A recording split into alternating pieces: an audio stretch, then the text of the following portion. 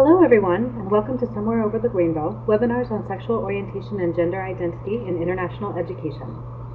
Somewhere Over the Rainbow is a program of the University of Maryland College Park, and this webinar series is co-presented with the Consortium of Higher Education LGBT Resource Professionals. Thanks to our planning committee made up of Bill Cherma, Eric Izaguirre, myself, Katrina Knudsen, Nicholas Sakurai, Demir Woolway, and Conrad Sutenhorst. This is part of a series of 4 free professional development webinars designed for international education administrators and practitioners who are interested in learning more about these topics. The webinars are every Thursday of April at 1 p.m. Eastern Time, and more information about this and the other webinars is available on the website. A link to the session will be posted online in the next few days following the session. You can also go to the website to sign up for our email list so that you can learn more about our programs, such as the in-person conference we are planning for April 2017 in the Washington, D.C. area. We will post the website link in the chat box now. Today's session is titled Ally Training for Study Abroad Advisors, and it is presented by Scott Tayloe, Kris Holloway, and Dr. Genny Beemyn.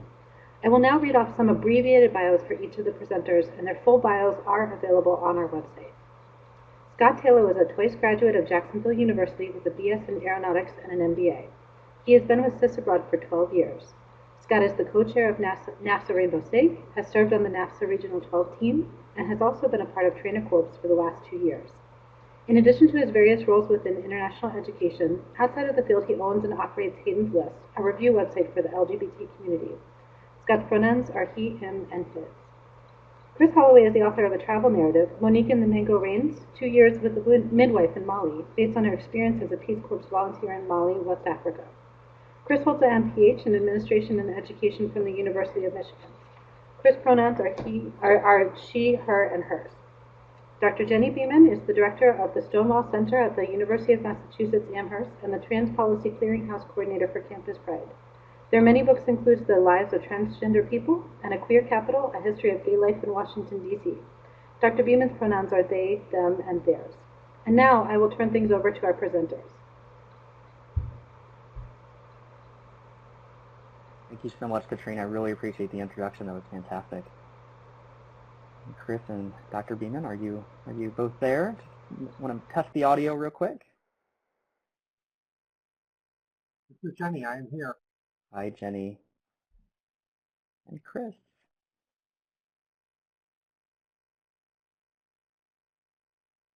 Kris, are you there?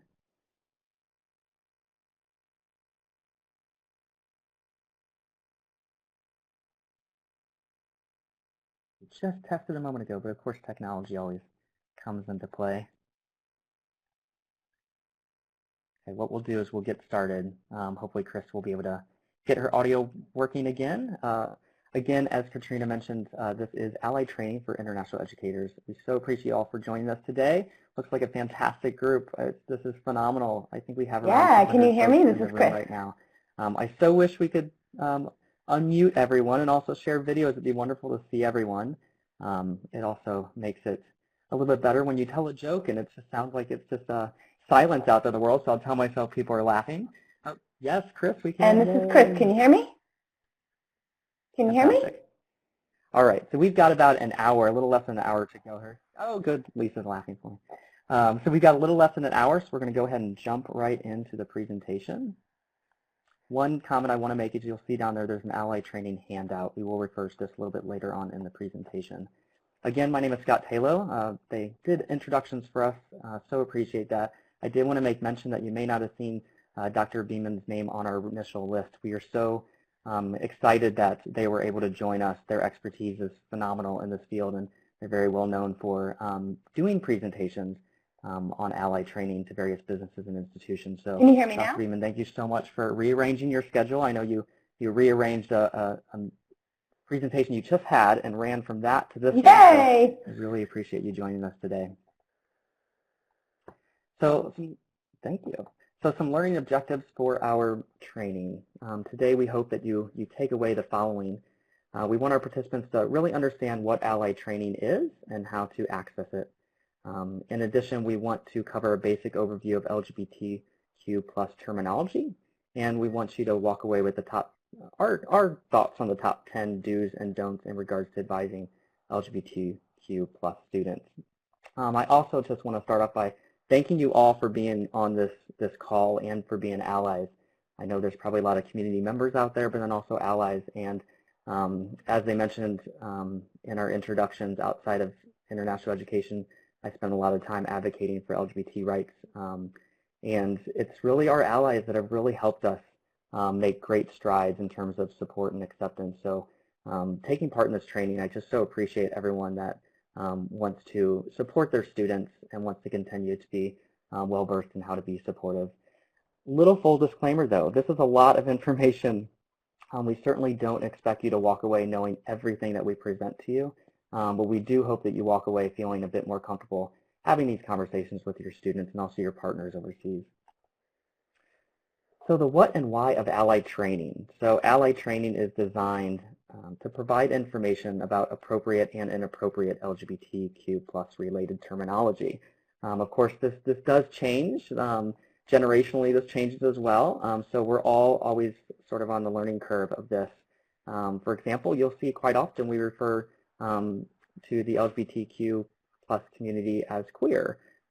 This, for me, was sort of a negative connotation word growing up. So even for myself, generationally, we have new terminology that is appropriate and inappropriate, and so it's so great to continue to educate ourselves. Ally Training is designed to increase awareness of the ways in which LGBTQ+ people face discrimination in this country and internationally. I so often have folks that congratulate us on my husband and I on the Supreme Court ruling last year saying, "You're now equals, yay!" This is true in some ways. We are, in fact, equal in terms of our marriage rights, but sadly, it is good to educate folks on the discrimination we do still face, where we are not protected by all laws in certain states in terms of employment laws. My husband is still not on our son's birth certificate, so that's a fight that we're still fighting to get his name listed with our son. So it does continue still. And we want to identify strategies for people to counter sexual and gender prejudice and to be better allies themselves. What else is it? It's understanding key terminology that is and isn't appropriate. For example, transgender instead of transgendered, and LGBTQ+ instead of homosexual. It's being aware of key concerns within our community and our students that are going overseas, and some things to really start to consider. For example, we have a lot of programs that might go to destinations and countries where it is in fact illegal to be LGBTQ. And certainly we want to keep our students safe, and we want them to know the local laws on which they were traveling to. But also things to consider that you may not have considered even 5-10 years ago. For those programs, a student might be going to a location where it is in fact illegal. We may have to walk that fine line of protecting them and letting them know that in essence they might have to go in the closet in that location. However, that student may never have even come out of the closet. So really that's a whole new nuance for them to really consider as to what does that mean to actually go into the closet. So that's where understanding someone who has self-identified and who may not have gone through that experience to really be the best advisor for them. So why get Ally trained or provide it to your IPO staff? Why join this webinar? More and more college students are in fact coming out or already coming out or already out when they come into college as lesbian, gay, bisexual, transgender, or queer. And it really requires us professionals to be more knowledgeable about how we can support this population. Many of these students are interested in study abroad, but often they don't feel their questions or concerns will be appropriately addressed by the IPO office staff. And this actually goes vice versa. A lot of times the IPO office staff are maybe worried that they're going to use the wrong terminology, and maybe they don't necessarily have that safe zone access for those students. We run at CISabroad a lot of LGBTQ faculty-led programs abroad where we have groups of students stateside go abroad and work with advocacy organizations and student groups overseas. And we ask and survey all those students kind of why they were drawn to this particular experience with their fellow cohort of students. And a lot of them do tell us that they don't go into the study abroad office because they're fearful that their questions may not be answered or they might not be understood. So again, I think showcasing that you've been through this Ally training, that you have that support, really does show students that you are an ally. Often as well, we talk to study abroad offices about going to the LGBTQ centers, sort of setting up a a table in that location. Going to them as well is fantastic. So I'll hand it over to Dr. Beemyn now to talk about some supportive and unsupportive terminology. Thanks, Scott. Well, I'm currently writing a book on LGBTQ plus college students, and as part of that, of course, terminology is a very big thing. And so came up with the chart that you see, trying to map some of the current terminology, the most common terminology being used. And you can see there are a whole host of terms that people use to describe themselves, their communities. This terminology is constantly changing. I think I have updated this chart probably a dozen times in the past year or so as new words seem to come into vogue, as other words become less seen as appropriate. The language is always changing, always growing. I could have added dozens more terms that are here. So there's a lot to learn. Do you need to be an expert? No, but need to be open to students and understanding them, understanding the terminology they use, asking the terms that they use, and recognizing what they mean by the terms that they use, because two people using the same term may not mean the same thing by that. We have a handout that there's all the terms that I had listed there. I have a handout that you'll get a link to that has the definition for all of them, because I'm sure there are a bunch of terms people may not be familiar with. But I want to talk about some of the more common terms. We talk about gender, and I like to strictly use gender. I personally don't like the word sex as a term, other than using it for a particular set of acts, because I think sex it privileges one aspect of gender assignment, gives it a special name and a special status, when you can see here that gender is multi-level, different aspects of gender, and for people, gender identity is really the most important.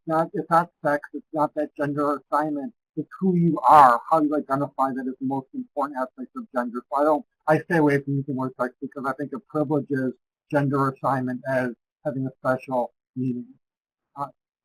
As Scott mentioned, transgender is a no-no. I still see that being used.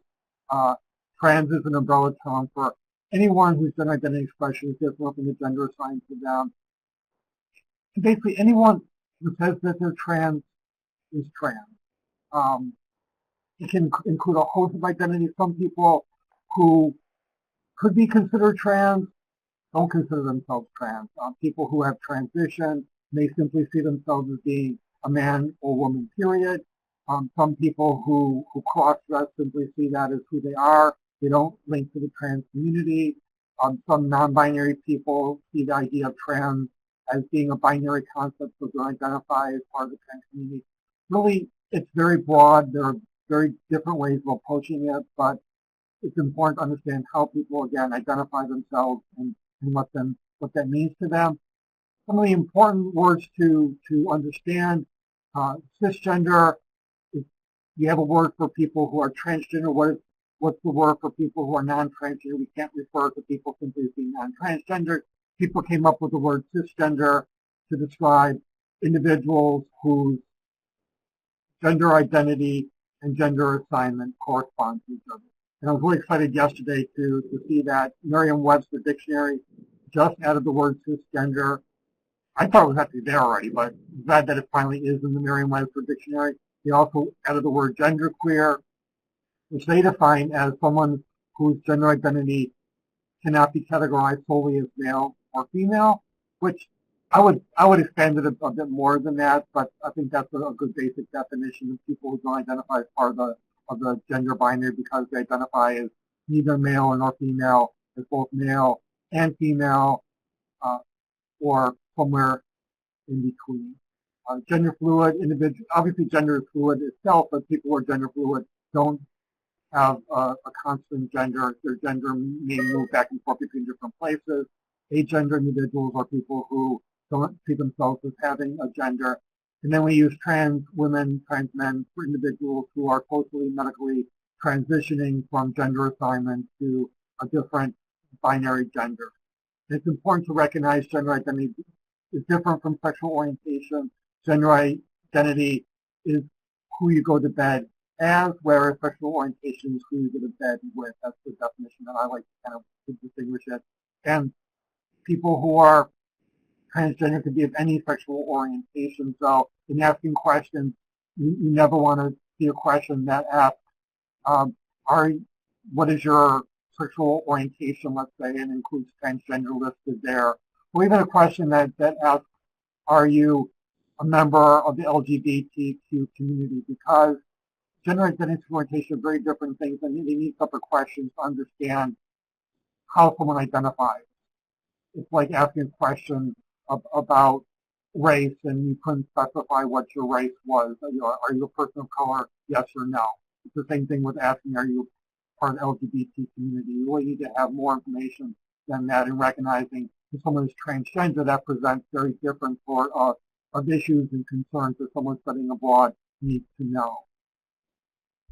And then some words to kind of stay away from, or to be traumatizing, very much generational, that younger people like the term queer, oftentimes resonates with them, to not be putting themselves into a box, to look at their sexuality, their gender identity as being more fluid, whereas older individuals may not find that term to be one that they claim. For them, it's still a term that has a lot of hostility to it. It hasn't been taken back. Whereas a lot of younger people reject a word like homosexual, reject the word transsexual more and more, because those are seen as pathologizing words that were created by medical people to refer to individuals that have a lot of negative baggage attached to them.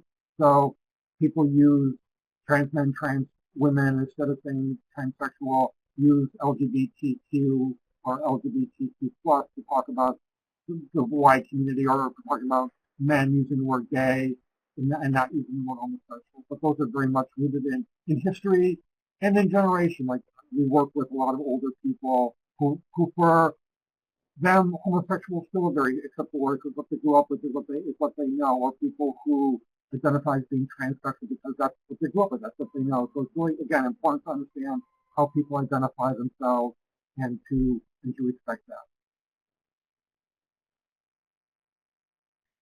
Great.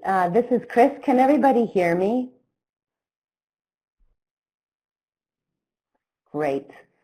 So Genny's gone through some of the terminology that we know is really important. And a lot of us find ourselves advising students, and it's important that they self-reflect on some questions that really only they can answer on some level. So clearly, as Scott will say, in terms of top tips, having that rainbow flag or something that says, I'm a safe place to ask questions, come to me for advice, is absolutely critical. So either on your website, or if you're an education abroad organization like CISabroad, and I loved in our introduction that you called us CISabroad, right? It tells us how far the language has come.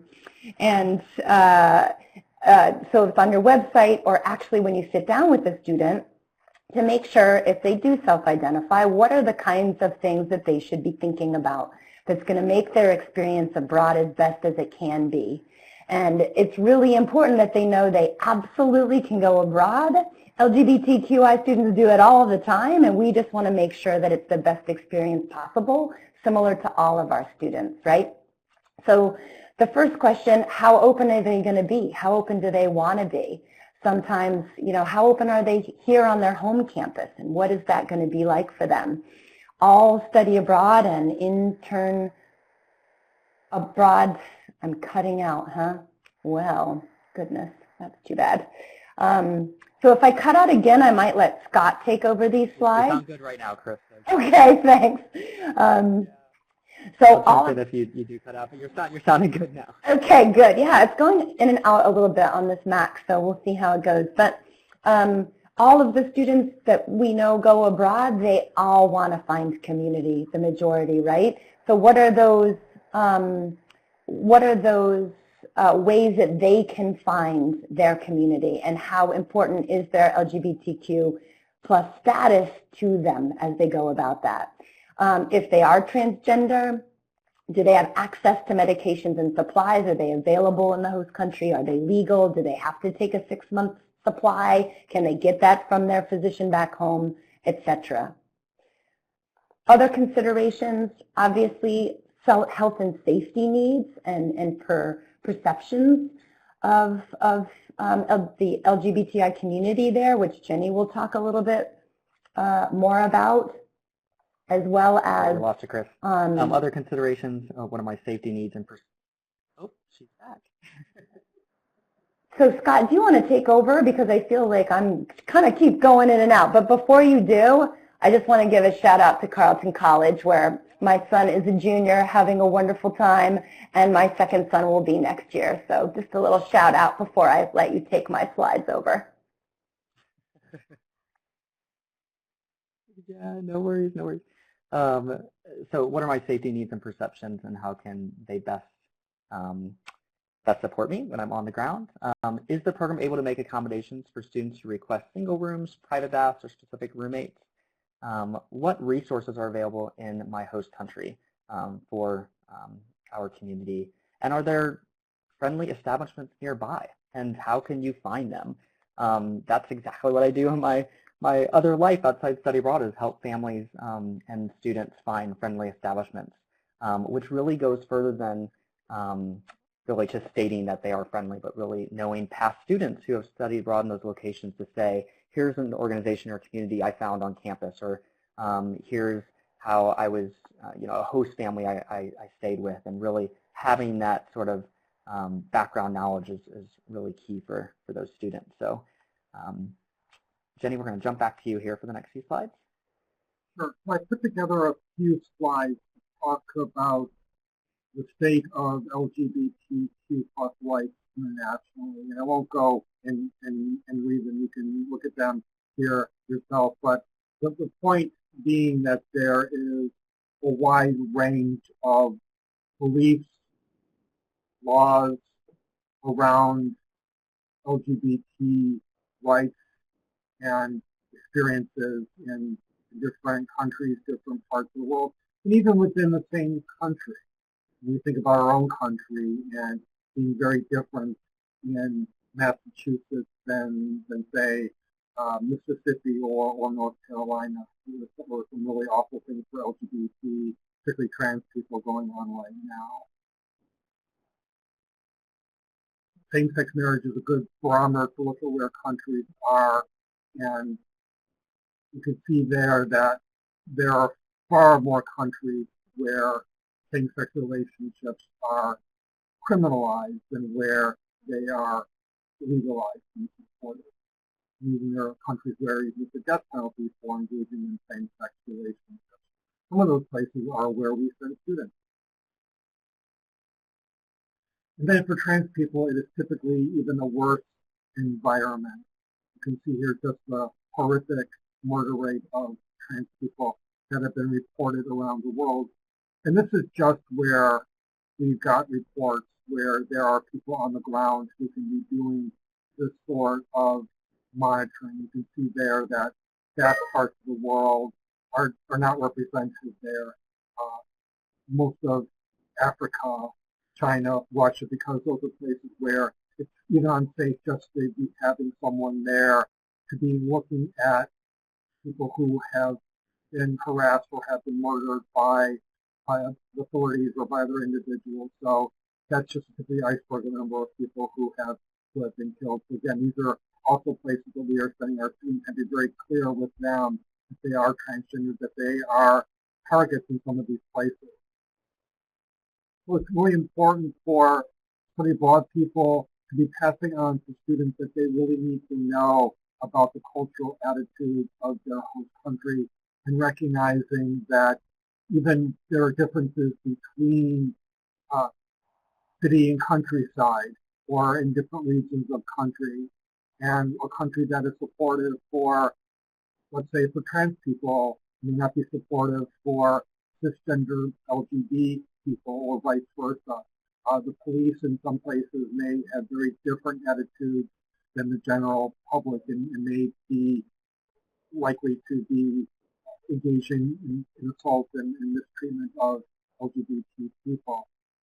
And being from the U.S. can also predict people as being a target. So there's lots of students need to learn about the country, region that they're going to, in reflecting where they might want to be spending study abroad. And we have a handout that really goes through a lot of the more details than we have in the slides here about the kind of questions that students need to be asking themselves and thinking about as they plan for study abroad.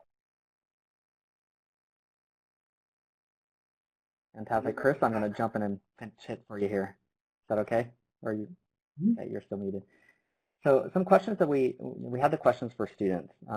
These are questions that we challenge you all to sort of send out to your institutional partners, your exchange partners. Really have this information on hand that you can supply to your LGBTQ students. So some questions that we've asked at CIS or CISabroad. Does the local community have resources for this community? Are there resources on campus for the LGBTQ students? Do you have staff or counselors with ability to address and understand the needs of our students? Do you have course offerings for LGBTQ or women and gender studies? Do you have a non-discrimination statement inclusive of sexual orientation? Do you have a way for students to be matched with other LGBTQ students and or friendly students, allies? Of course, being matched with allies is fantastic when applying for housing. Some more questions to consider. Do you have gender-neutral single occupancy restroom facilities in all academic settings and or just in housing? Does your campus offer individual showers in campus housing to protect the privacy of transgender students, should they wish? Should they state that is something that they would request? That is something you don't want to just automatically assume a transgender student would want a single. Certainly that would be information that they would provide. We don't want to treat them differently by just assuming they need a single room.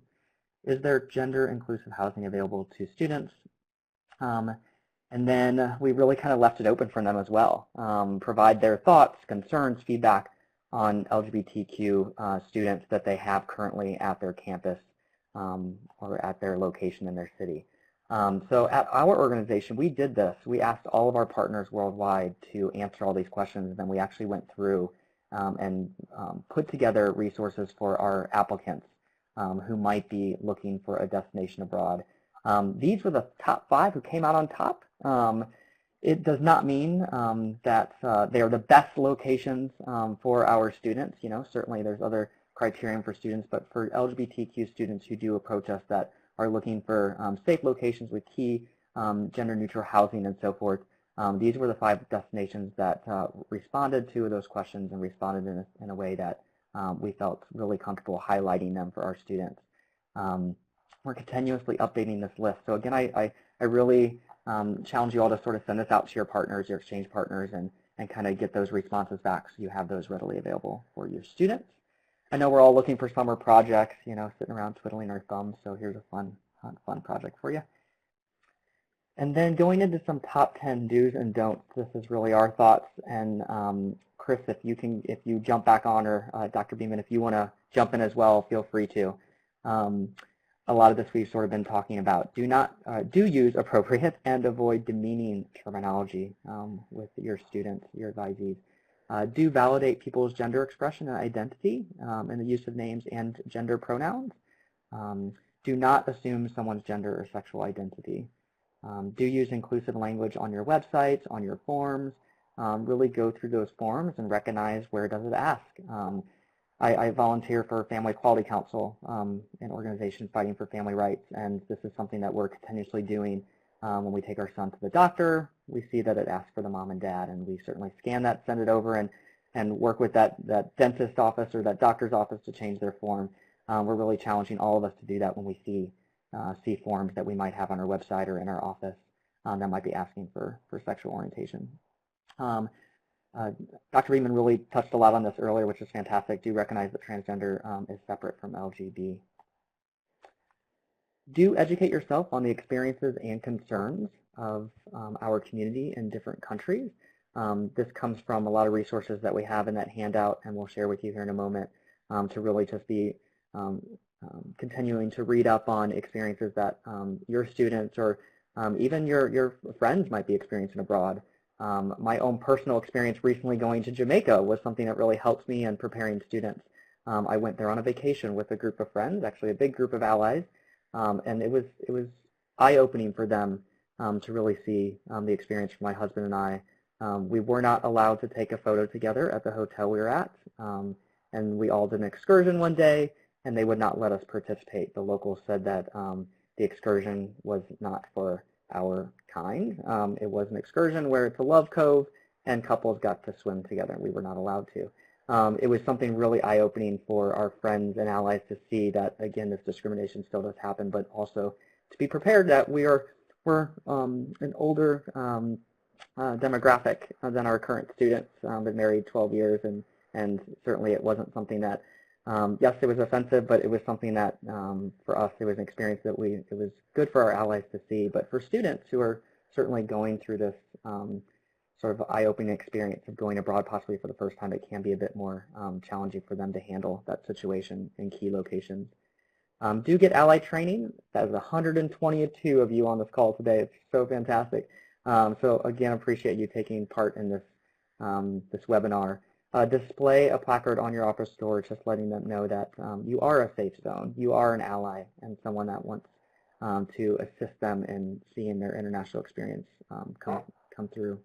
Do find out more about gender-neutral accommodation and bathrooms in your popular location. So again, all those key questions that we just shared with you, do send those out to all your partners, exchange partners, site directors. Send them out, have them start answering those questions for you. Do not be afraid to ask the local or your campus LGBTQ center for help. I saw a few people earlier say hello from their LGBTQ center on campus. I visited one here in my area the other day, a new center. They're continuing to pop up on different campuses. They are such fantastic support, and I highly recommend study abroad offices connecting with them. And like I said at the beginning of the presentation, go set up shop. Sure, they would love to have you over there. You know, go to them, set up all this great information that you receive from your exchange partners, take it to that office and showcase those students that study abroad is an option for them. A lot of those key questions that you might get, they are fantastic support to be able to go to and ask how they can assist you and your advisees. And then with all those questions that come back, develop a list of top destinations for your LGBTQ students so that when they do come to you, you have a quick and easy handout that you can say, you know, they're certainly open to any destination in any program, but that you do have a list of top destinations that if it is the first time they're traveling abroad and they do have concerns, you've already done a little bit of research for them. So we asked some tips, or Dr. Beemyn, did you have anything else you want to add to those? Not at the moment. Okay. Some tips from past LGBTQ+ students who have studied abroad. Some great tips here for you. Be sure, again, to research the culture and the climate before you go. For trans or genderqueer folks, consider ways to minimize the hassles for going through security checkpoints, what kind of documents to have on hand, etc. Students should learn the law specific. What was that? Sorry, Carol, interrupt you. I was going to say that on this end, you know, TSA has a web page devoted to trans travelers. So when leaving this country or coming into this country, that's a good resource. Yep, absolutely. Students should learn the law specific to gay rights in terms of their safety when they're going abroad. And that's really us on professionals to know that and to at least have access to the resources that if they're going to a destination you may not have sent a student to before or you're unfamiliar, that you can locate those resources to ask. Being in a new environment adds hardship to anyone that might be going through a culture shock, and that's regardless of sexual orientation or gender.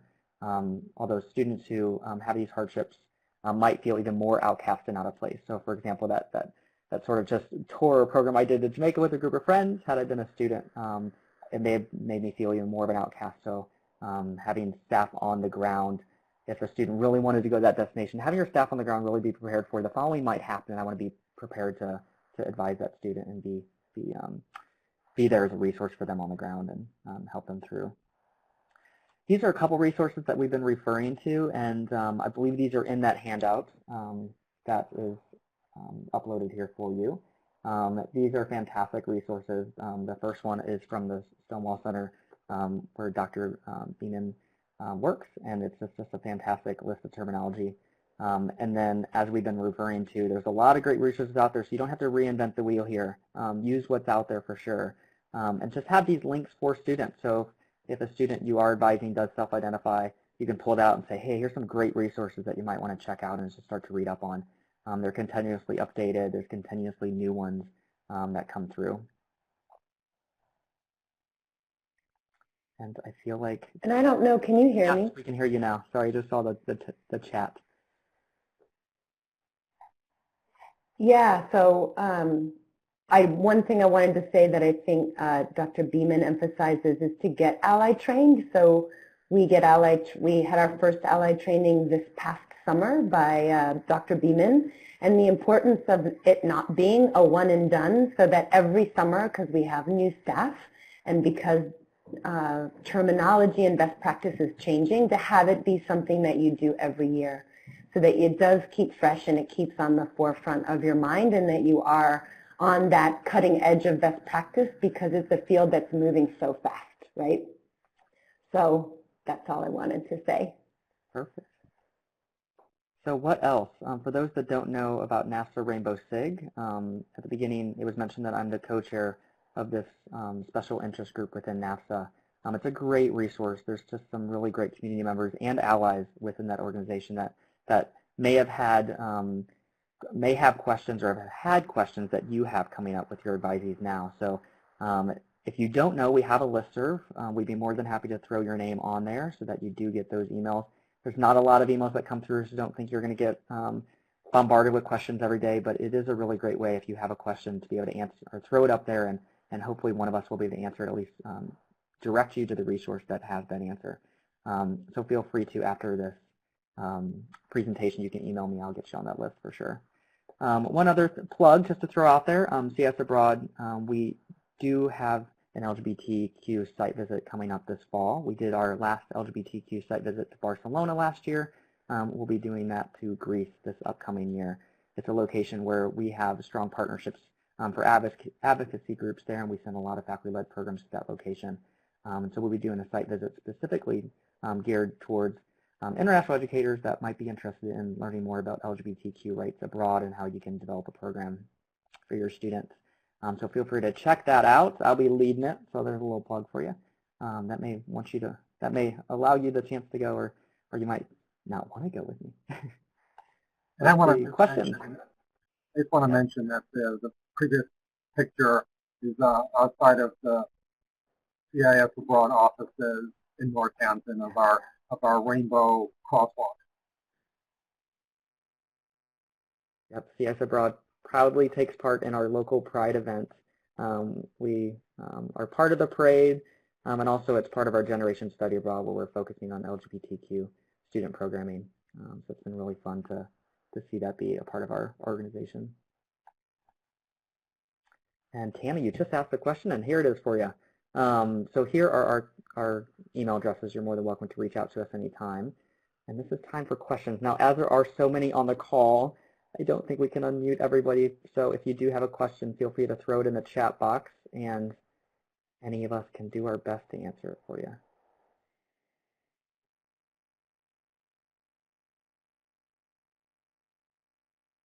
Multiple people are typing. Oh.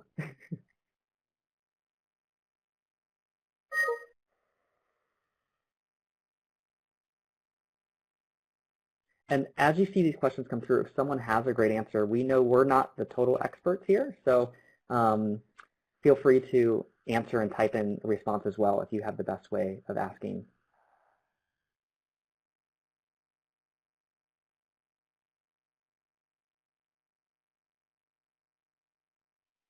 Dr. Raymond, do you know how at UMass on applications for housing they might ask a question from academic study abroad? Because you don't want to give students the ability to say that they're biased. You know, you don't ask people if if they're friendly towards people of color or Jewish people or Muslim students. And so that's something that we have struggled with ourselves, and we don't actually ask that question, which does present some problems for our incoming students who are looking for a roommate situation and don't have someone in mind. You don't have a need to usually match them with someone else. So I've seen others give students the ability to self-identify themselves as allies in various ways. I just find that problematic because it lets people then opt out of being allies. We all should be allies and such, and I don't necessarily feel comfortable if someone says they're going to be an ally, that means that they're going to be someone who truly would be supportive of the students. So I think it's a tough question. In regards to the homestay question, kind of along those same lines, certainly when you vet your homestays, or if you use an outside organization, ask how they've vetted and pre-screened their homestays. A lot of times I've seen applications for if they want to be a homestay to state in there kind of, do they have experience with LGBTQ students or know resources in the area, just to kind of prompt to see how the response is, because we certainly want to ensure that they are going into a welcoming home and environment when abroad. So we have asked that all homestays should be vetted and they should be go through that application process at some point and screened locally.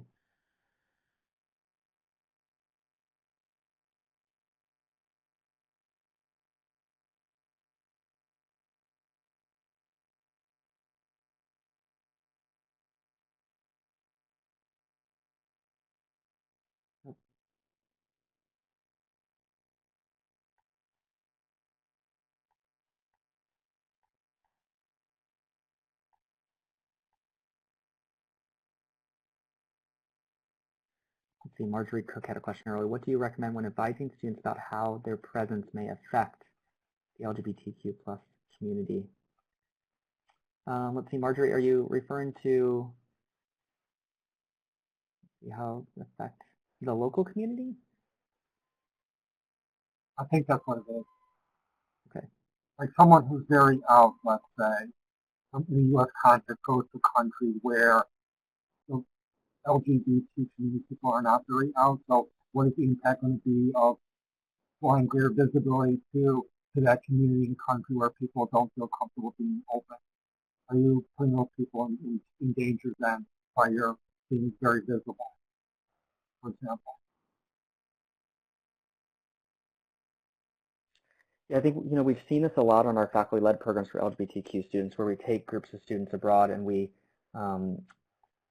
connect them to the groups overseas, and we have those open dialogues of how open are they, how comfortable are they in being open, what are their local laws. It's really eye-opening for some students who come from areas where they feel like they can't be as open in the States, but then when going overseas they recognize, wow, they actually have more freedom than certain countries in the country in which they're studying abroad in.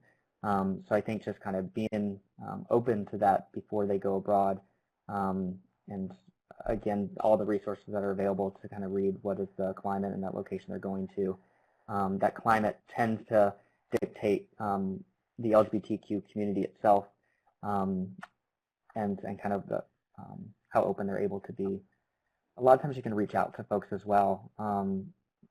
There's, each host location, even in countries that it is illegal, they still have an LGBTQ community and presence that might be more hidden, but often you can find those organizations and reach out to them. They might have a leader of that organization that could certainly give you some insight into the current climate for your students. Well, I think from my perspective, I think it's important to be talking to students about the privileges that they have in going to another country. And for LGBT students who are out, that can be one of those privileges. Class is another privilege. Just race is another privilege. So like ways in which they are going to have a different standard than in that country than they may have in this country. Being from the U.S., having a different class standing probably than a lot of other countries are going to. So just trying to educate them, make them aware of those privileges, and trying to get them to better understand the baggage that they're bringing with them to whatever country they're going to. I also see a lot of responses here about asking LGBT identity on forms. I think that's great. I would suggest a question that addresses sexual orientation that gives either just a fill in the blank or a range of choices. Same with gender identity, either fill in the blank or a wide range of choices. And we have a listing of ways to do this on the consortium of higher education LGBT professionals, LGBTcampus.org, which has a best way to word those kind of questions. I think that's really important to ask. But the question that we usually ask is how do you identify allies for LGBT people, not necessarily how do you identify LGBT people.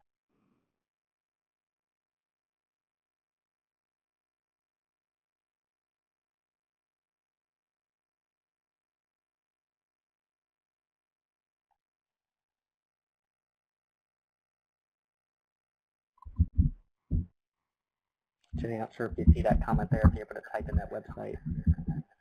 Perfect. Okay. Yep.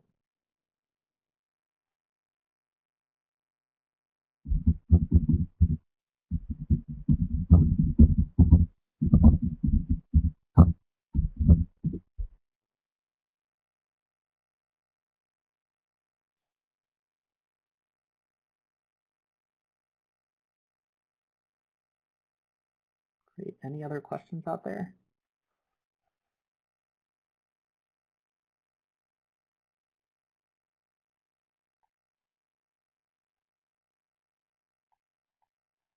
And Nick just mentioned something I recommend for practitioners to consider: the difference between asking folks to share their identity and then treating different applicants differently based on what they share versus inviting a conversation about identity and its effect on the program as an optional conversation. You know, one thing we talked a lot about at Diversity Abroad a few weeks ago was any information you put on an application or a housing form really kind of dictates that then that's going to be accepted abroad. And so really be prepared for, you know, if you are having that information, then the student might see those. They're asking me my gender pronoun. They're asking me what kind of my sexual orientation, so it's going to be respected in the location I go to. And again, like we're saying, there's a lot of different destinations where that will or will not be the case. So it's not be prepared for that as well. And the question about passports, yes, passport has to have an individual's legal name, so it's important to let trans students know that that's the expectation they're going to have.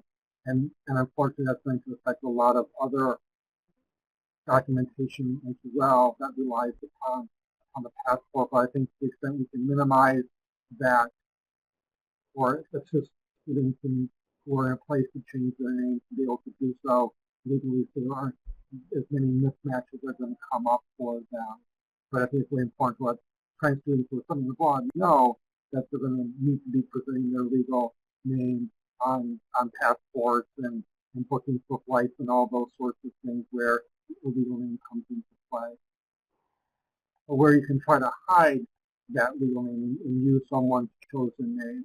And I like to say chosen name. I don't like preferred name because to me it's not a preference. It's the name that I go by. So this time we can make chosen name be the one that people in the public see.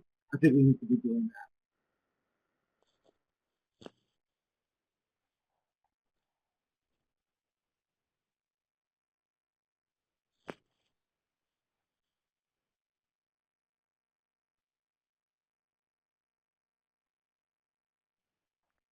Just one sort of final comment at Diversity Abroad a few weeks ago, we really talked a lot about if the student does self-identify, that as an ally, as an advisor, really feel comfortable and confident in asking them sort of what that means and how you can best support them in ensuring that they have a safe and valuable experience.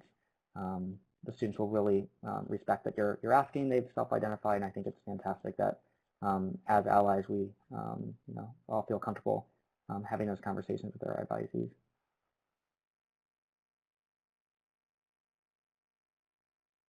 Perfect. Any other questions? Dr. Beemyn, thank you so much for joining us with us. And also, Kris, thank you so much. I'm sorry your audio didn't work great. I didn't mention earlier, Kris is probably my favorite ally. She's phenomenal in our field and a huge ally, an advocate. Her and her family proudly march in the Pride Parade in their local town as well. So I so appreciate them and her family. Thank you, everybody.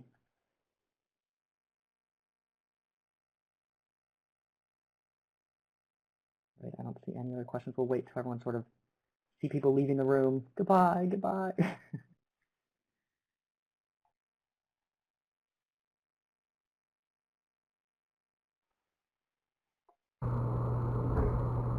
Well, here, I'll end it off. It looks like we're coming to the end of our questions. Thanks again to Scott, Kris, and Dr. Beemyn for a wonderful presentation. Please tune in again on April 28th at 1 p.m. Eastern Standard Time for our final webinar in the series, LGBTQ People of Color Abroad. See you next week.